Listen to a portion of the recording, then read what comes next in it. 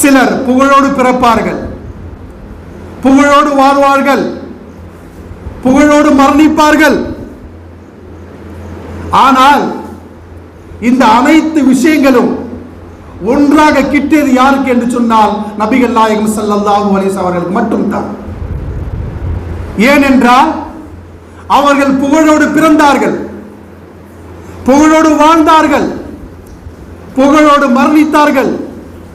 அவருடைய புகழ் இருக்கின்றது கியாமத் நாள் வரை நீடித்து நிலைத்து இருக்கும். அந்த அளவுக்கு அல்லாஹ் சுப்ஹானஹு வ தஆலாவுடைய புகழை உயர்த்தி விட்டார்.